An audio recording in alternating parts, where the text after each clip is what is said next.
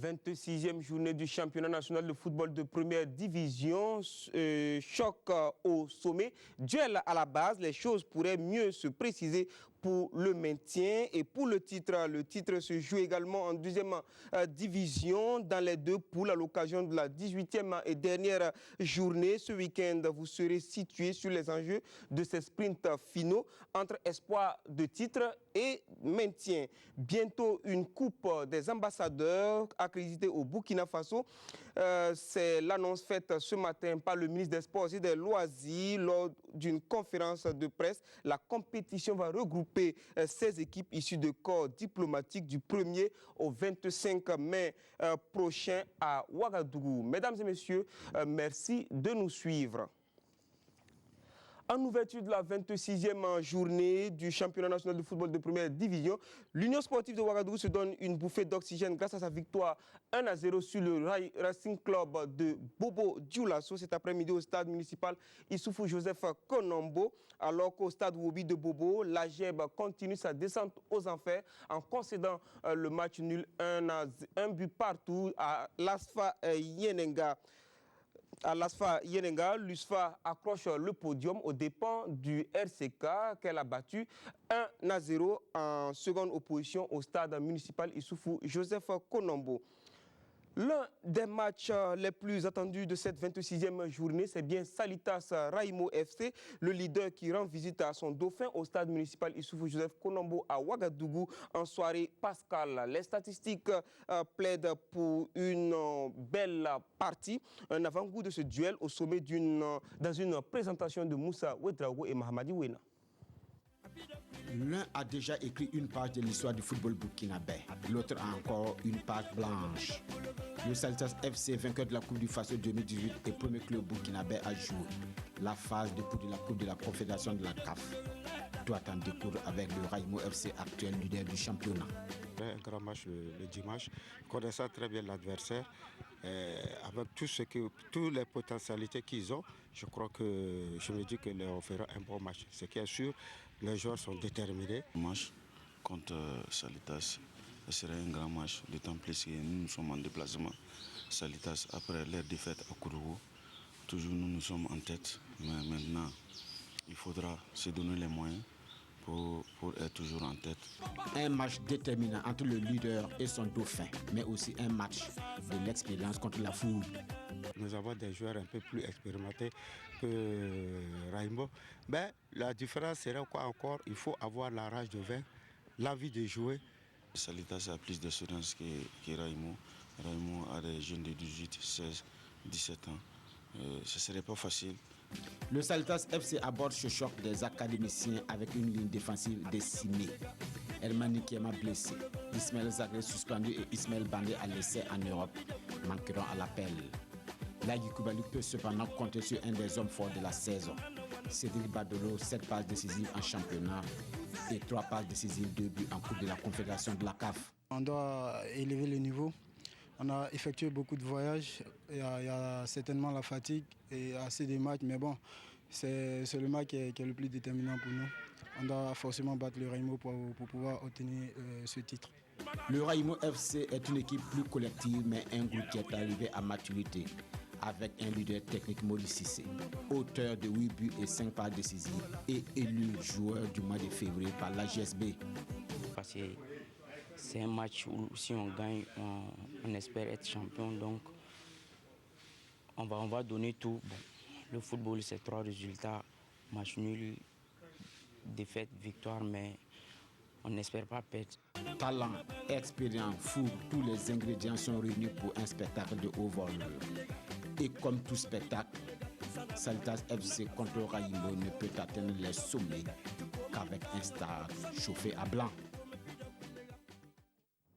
Et ce match Salitas Raimo vous sera proposé en direct et en intégralité sur les antennes télévision de la RTB. Jour de Pâques à 16h au stade municipal Issoufou Joseph Konombo. Choc au sommet, duel au bas du tableau. L'étoile filante de Ouagadougou, premier non relégable, et l'AS Police qui se débat pour se sortir du rouge seront face à face dans la lutte pour le maintien dans l'élite. Et en attendant cette explication entre mal classés, ce samedi samedi au stade municipal. Je vous propose un regard croisé des principaux acteurs. C'était en conférence d'avant-match suivi par Salif Belem et Kalfa Ouattara. Je ne dirais pas que l'Étoile filante de Ouagadougou joue sa survie contre l'AS Police, non. Vous dites qu'on joue contre des grosses calibres comme l'Asfa, Yenega et autres. Moi, je préfère jouer contre ces équipes-là que de jouer contre l'AS Police. J'ai mes raisons à moi. Je sais pourquoi. Parce que elle aussi, elle joue sa survie. Ça ne sera pas facile. Et ça sera un match très difficile. On respecte les faux. Et si j'ai bien une bonne mémoire, on n'a jamais eu de victoire contre les faux durant les 3 années du championnat. Les faux nous a toujours gagné. Donc nous avons 2 challenges par rapport à ce match. Ne pas prendre une défaite contre les faux et faire une victoire contre les faux. Surtout avec des équipes comme l'Étoile filante de Ouagadougou. Je me dis, s'il y a une catégorie qui vient faire descendre une équipe comme ça en 2e division, ces joueurs vont avoir la vie impossible dans le Faso Foot ici. Je ne le prie pas pour d'autres, même pour nous. Nous, notre objectif, c'est de laisser l'équipe là où on l'a trouvée. C'est-à-dire avoir le maintien pour l'équipe.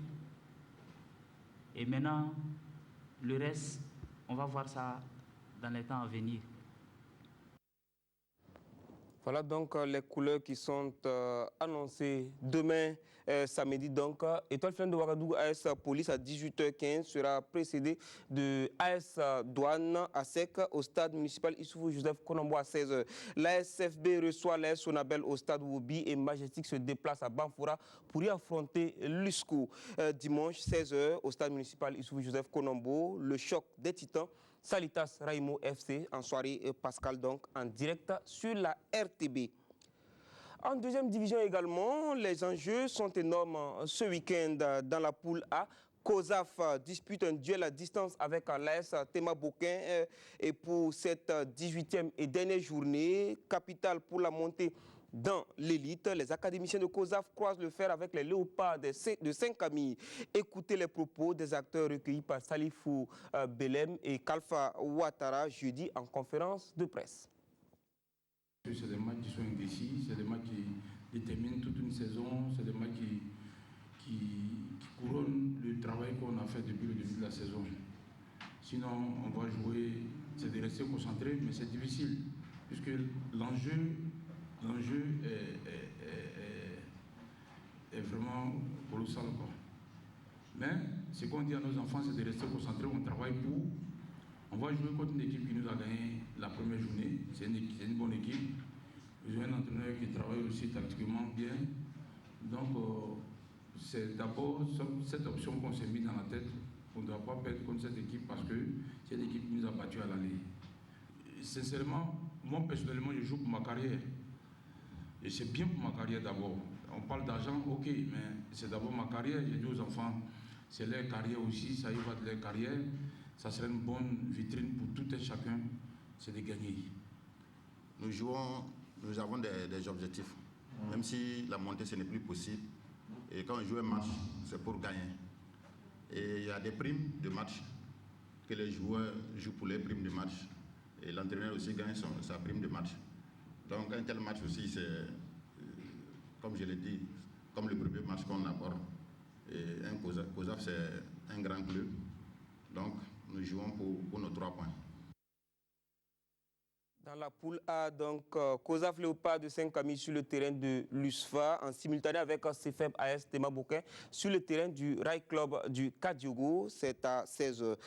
Un match nul pourrait suffire au bonheur à Royal FC pour se propulser dans l'élite du Faso Foot. Et pour cette ultime journée, Royal FC, sous la pression de sa dauphine, l'AS Eco, aura en face la chancelante formation de Bobo Sport, condamné à évoluer en D3 la saison prochaine. Les garçons de Karim Barrow n'entendent pas laisser filer cette opportunité. Kassou Milogo et Ali Traoré. La dernière journée du championnat national de football de 2e division se joue ce week-end sur les différents terrains. Leader de la poule B avec 36 points plus 13, Royal FC est bien placé pour la montée dans l'élite. Un résultat qui est le couronnement de plusieurs efforts. Nous, on a pris l'équipe de mi-saison durant la phase de principe. Donc quand on prenait l'équipe, on était en 3e position. Mais avec la grâce de Dieu, bien se battre. Actuellement, nous sommes en première position. La motivation que les dirigeants ont mis en place, il y a aussi la constance, n'est-ce pas, des joueurs, il y a aussi l'entente, il y a beaucoup, n'est-ce pas, des choses qui ont milité, n'est-ce pas, en faveur de cette réussite-là. Ce dimanche, Royal doit finir le travail face à Bobo Sport qui descend en 3e division. Un match à prendre avec prudence pour éviter le scénario de l'année surpassée. Et pour cela, une victoire ou un nul est nécessaire vu que son dauphin, l'AS Eco, a 34 points plus 9. Et ici, je dirais qu'il y a la confiance, mais la prudence. Donc logiquement, je pense que ce match, les enfants sont conscients, ils savent que c'est la dernière cartouche, ils vont tout donner pour quand même réussir, n'est-ce pas, l'objectif qu'on s'est fixé. Une confiance que les dirigeants essaient de transmettre aux joueurs sur le terrain. Et cela passe aussi par des prières.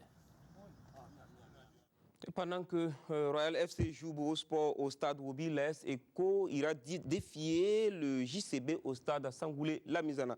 Tous les matchs de la dernière journée se jouent dimanche à 16h.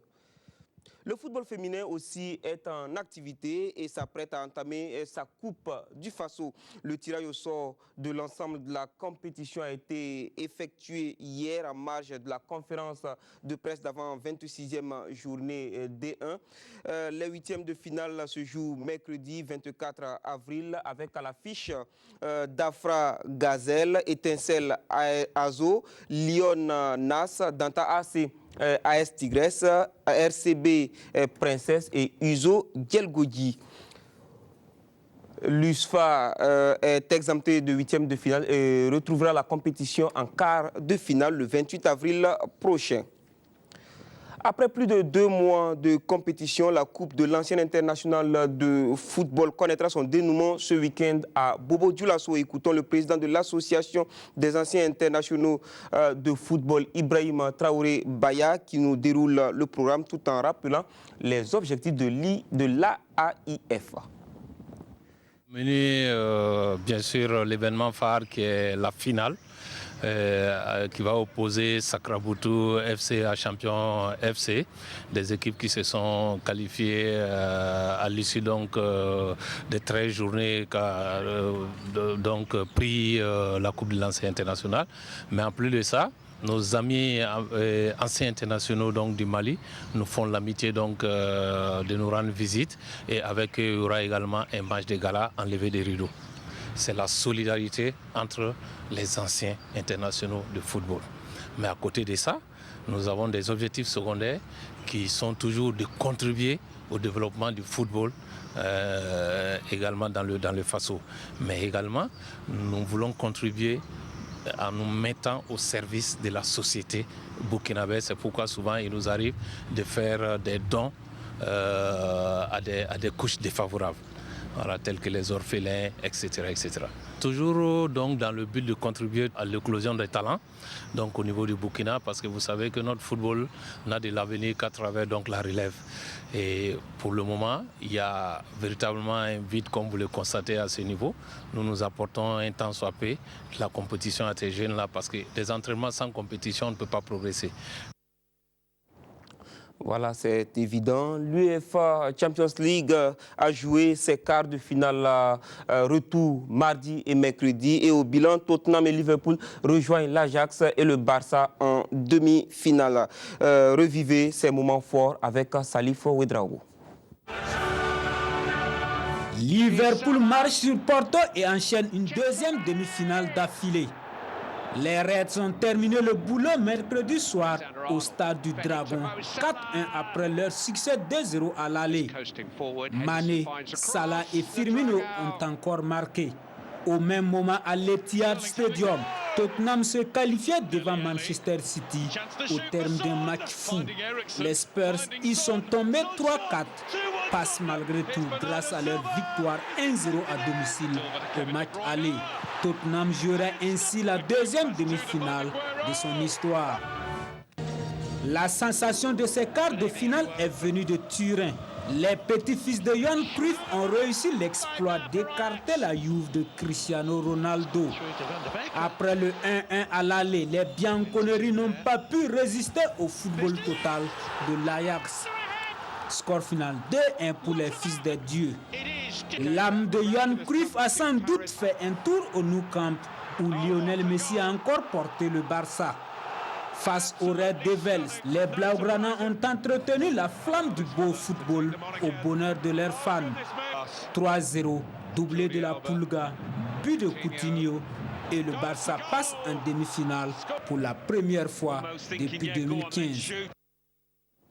En demi-finale, justement, vous aurez Tottenham-Ajax le mardi 30 avril et Barcelone-Liverpool le 1er mai. Les matchs retour pour les 7 et 8 mai. Les affiches de demi-finale de la Ligue Europa sont également connues. Arsenal-Valence et Francfort-Chelsea. En préparation des éliminatoires des Jeux africains l'été prochain au Maroc, les étalons dames handball ont reçu la visite d'une de nos équipes de reportage lundi dernier. Le constat de préparation, c'est avec Salif Ouedraogo. Attaquer, défendre, savoir se replacer et apporter de la couverture à ses partenaires. Les étalons dames peaufinent leur stratégie avant de recevoir le tournoi de la zone 3 de handball. Nous sommes à la recherche maintenant de notre stratégie de jeu. Donc ce soir, nous sommes en train de travailler le système défensif 3-3 pour quand même que les joueurs découvrent, pour ne pas être surprise pendant la compétition au cas où un adversaire venait en tout cas à nous poser ce problème-là. Débuté en février par un stage en externat, l'équipe nationale dames a entamé la phase internat il y a à peine une semaine. Motivé et confiant, Boukare Tiendrebego et ses filles sont optimistes quant à l'issue de la compétition. À vrai dire, on est confiante.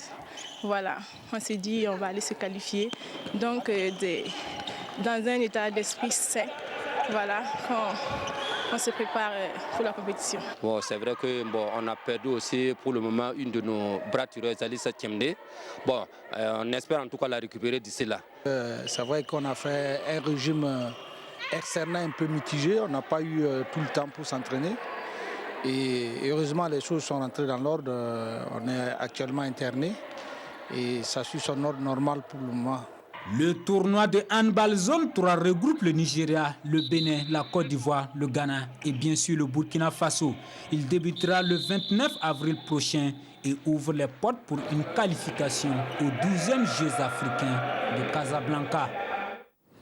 Et cette brève avant de poursuivre, l'association Sport, Culture et Environnement de notre confrère Mahamoudou Zungrana alias Banet organise la première édition du tournoi interquartier de Ouagadougou Tikar en basketball. Vous connaissez l'homme mordu de basketball en catégorie junior et senior le 1er mai sur le terrain du lycée Zenda de Ouagadougou. Information au 76 46 01 00 ou au 70 25 09 99. A peine 14 ans et elle se positionne comme une valeur sûre du karaté burkinabé. Iman Yugo ne cesse de glaner des lauriers. Après le titre de championne de France en 2018 et la médaille d'or à l'Open d'Orléans, la jeune franco-burkinabé, moins de 47 kilos, s'est encore parée d'or à l'Open de Bâle en Suisse dimanche 14 avril dernier. Bravo et bon vent à l'étalon. Les championnats d'Afrique d'athlétisme U18 et U20 hier pour la 3e journée de compétition. Madina Touré du Burkina avec un temps de 14 secondes 60 arrive 3e au 100 mètres haies et s'offre la médaille de bronze. Lassani Konaté porte le nombre de médailles du Burkina à 2 avec la médaille de bronze au lancer de javelot. Performance 43 mètres 17. La compétition a débuté mardi dernier et prend fin demain. À partir du 1er mai, 16 équipes issues de corps diplomatiques seront en lice pour la conquête de la première édition de la Coupe des ambassades, une trouvaille du ministère des Sports et des Loisirs. L'annonce a été faite ce matin en conférence de presse par le ministre des Sports et des Loisirs, El Hadj Daouda Azoupiou, Souleymane Sanou et Abdoulaye Kabouri. Une première au Burkina Faso. La Coupe des ambassades, dont le parrain est le Royaume d'Arabie Saoudite. L'organisateur du tournoi, le ministère des Sports et des Loisirs, les ambassades et les corps diplomatiques au Burkina Faso entendent faire de cet événement une réussite. Il s'agit d'un Maracana qui se jouera à 7, du 1er au 25 mai prochain. L'engouement autour de cette Coupe des ambassades est une marque de confiance renouvelée à notre nation, mais également aussi à nos institutions. Je voudrais à présent dire que les oppositions des matchs de poule sont connues et je voudrais formuler les vœux de plein succès à cette dernière née des compétitions sportives du Burkina, la Coupe des ambassades. Il y aura 16 équipes réparties en 4 poules. La poule A est composée de 2 équipes burkinabées, notamment la présidence du Faso, le ministère des Affaires étrangères, l'ambassade d'Italie et celle de la Côte d'Ivoire. La poule B est constituée des ambassades des États-Unis d'Amérique, du Nigeria, de la Libye et de la Belgique. La poule C, quant à elle, est composée des ambassades du Royaume du Maroc, du Ghana, du Japon et du Brésil. La poule D est constituée du Royaume d'Arabie Saoudite, de la République populaire de Chine, de l'Algérie et du Canada. Les hommes des médias ont à l'occasion cherché des éclaircissements sur certains points. Le budget alloué à l'activité est estimé à 53 millions de francs CFA.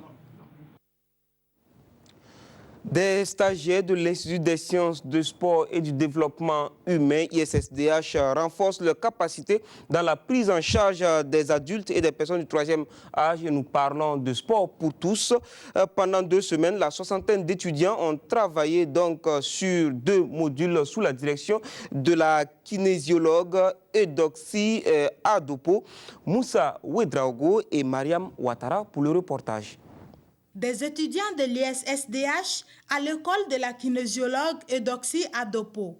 Pendant près de 2 semaines, plus d'une soixantaine d'animateurs en sport pour tous se sont imprégnés des bonnes méthodes en ce qui concerne les exercices adaptés aux adultes et aux personnes âgées à travers 2 modules de formation, à savoir l'évaluation de la condition physique et la prescription des exercices en lien avec la santé des adultes et l'évaluation de la condition physique et la prévention des chutes chez les personnes âgées. Alors donc l'intérêt de cette formation, c'est vraiment pour outiller les différents intervenants à prendre en charge la population, surtout au niveau de l'éducation. L'éducation à la santé. Il y a des escaliers, on ne les utilise pas.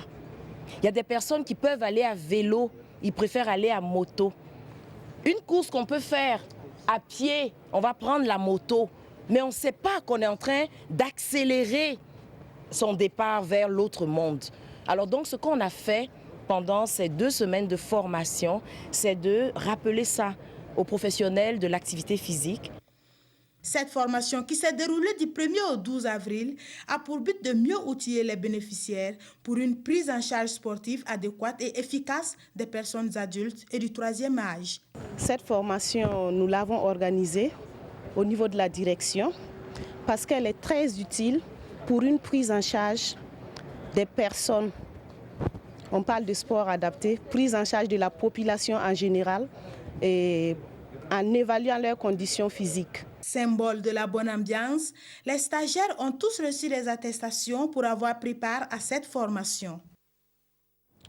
La Fédération burkinabé de baseball et softball lance un appel à toutes les bonnes volontés qui pourraient lui venir en aide en vue de faire participer les étalons au deuxième tour des éliminatoires pour les Jeux olympiques Tokyo 2020 qui se dérouleront en début mai en Afrique du Sud. En rappel, les étalons avaient arraché leur ticket qualificatif pour le second tour en écrasant les Super Eagles du Nigeria et les Black Stars du Ghana, respectivement par 14-4 et 13-3. La Fédération burkinabé de baseball et softball, par ailleurs, sera face aux hommes des médias ce samedi 20 sur le coup de 9h à l'espace Gambidi pour une conférence de presse. Et puis, cette annonce de la Fédération burkinabé de natation et sauvetage, conformément aux décisions de l'Assemblée générale extraordinaire du 7 avril 2019 et suite aux actes subversifs visant à mettre en péril le développement harmonieux de la natation au Burkina Faso, dont il s'est rendu coupable, M. Tamini Doulvé Christian, est déchu de son titre de président d'honneur de la Fédération burkinabé de natation. La Fédération de natation décline toute responsabilité sur tous les actes que viendrait à poser M. Tamini sous le couvert de ce titre. C'est signé de M. Poussi Kaboré, président de la Fédération burkinabé de natation et sauvetage. Merci de nous avoir suivis. Bon week-end, Pascal, à toutes et à tous. Bonsoir.